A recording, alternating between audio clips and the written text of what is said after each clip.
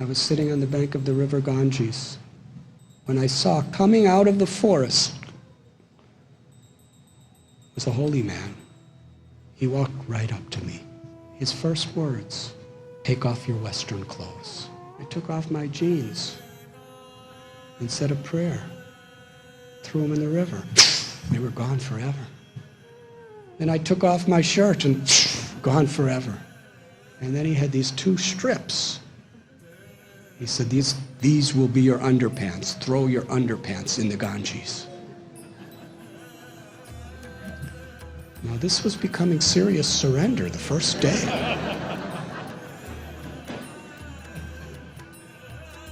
I took off my underpants. I remember they were fruit of the loom. And it was my only pair. They were gone. And then he said one more thing to me. The Ganges will become your mother. You will understand this because she will reveal it in time. Then he turned around and walked away, and I never saw him again. Hare Krishna, Krishna Krishna, Hare Hare, Hare Rama, Rama Rama, Hare Hare. My own guru, Srila Prabhupada, wrote a beautiful prayer, and in that prayer he's praying to God.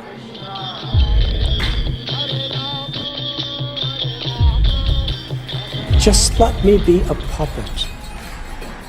Make me dance to give happiness and joy to others.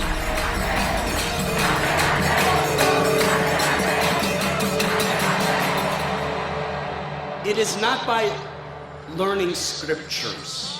It is not by making followers. It is not by doing whatever you're doing very expertly. It is not by your austerities. That is not the qualification to see God. It is only devotion.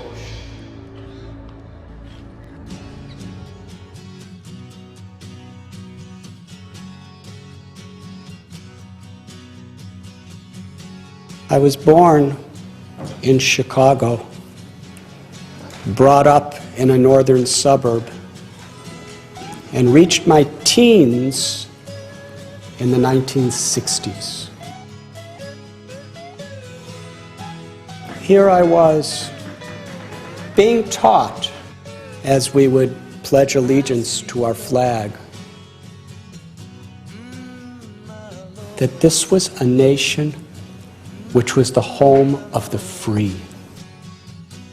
But just a few miles away, in the ghettos of Chicago, the African American people, in those days, if you're born in the poverty of the ghetto, 99% you will live and die in the ghetto. And I found myself marching with Martin Luther King's people and getting bottles and stones and curses thrown at me by my white brothers and sisters.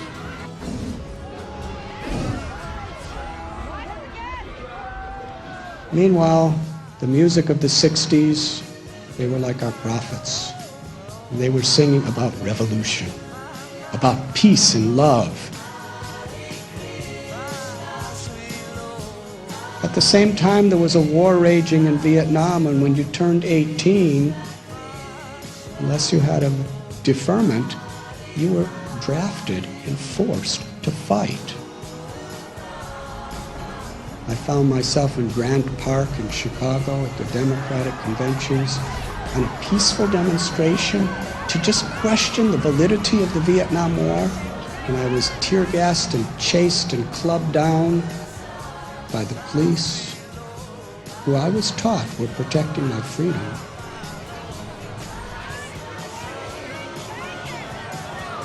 This was painful and confusing.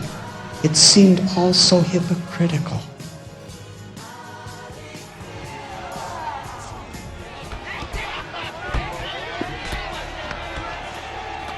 And I came to the conclusion, if I really want to make a difference in the world, I have to find a spiritual foundation for myself. So I began traveling to see how other people in different countries view the world. And it's a long story, but I had a calling.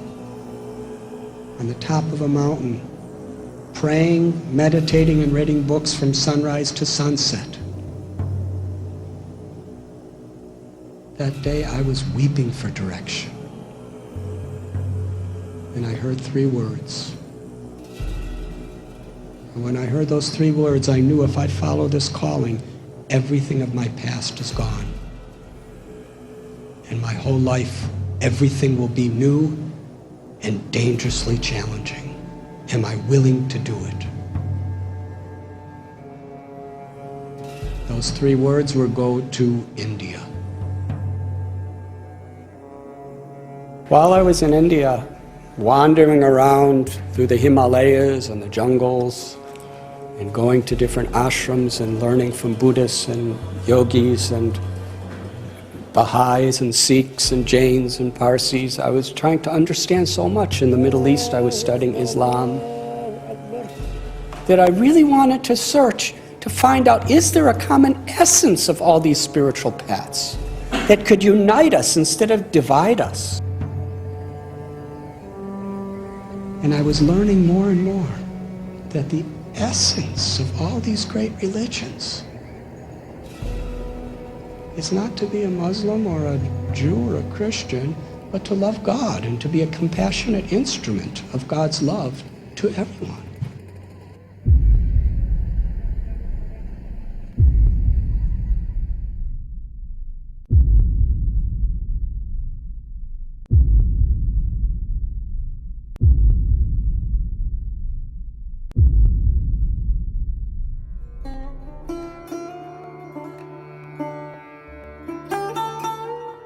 In 1970, I hitchhiked from London through Europe and through the Middle East, and finally, after 6 months, I reached India, which was my goal. You know, when I left America in 1970, on my way to India, I had never met an Indian in my life. I had never eaten Indian food in my life. And in my case, I didn't know where India was, and I didn't have a map, but I just had faith if I keep hitchhiking east, I'm going to get there.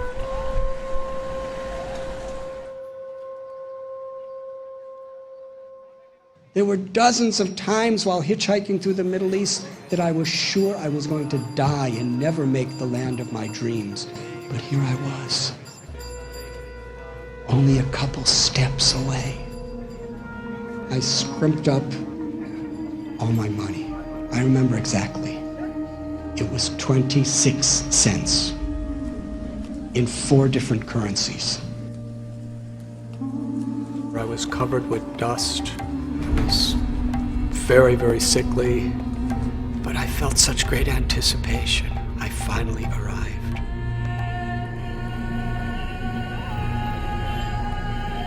I was not at all anymore a teenager coming from the suburbs of Chicago. When I wrote to my mother and father that I'm living in the jungles of the Himalayas in a cave, they didn't think I was cool at all. They were absolutely in distress. They were worrying their hearts out.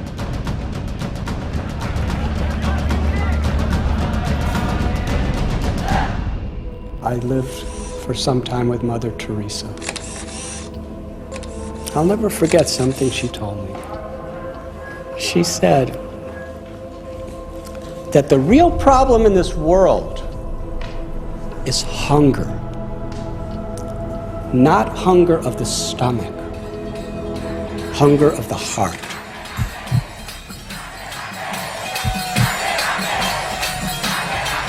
In this world, people learn how to hate before they learn how to even reason. People should learn to understand the universal values.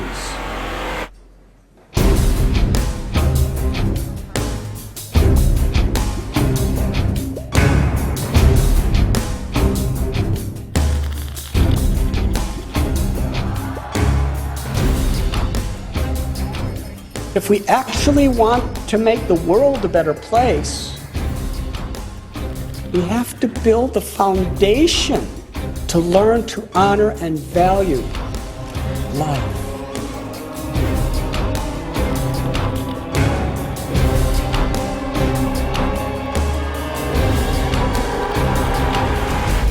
Real education is to have the wisdom to see every living being with equal vision.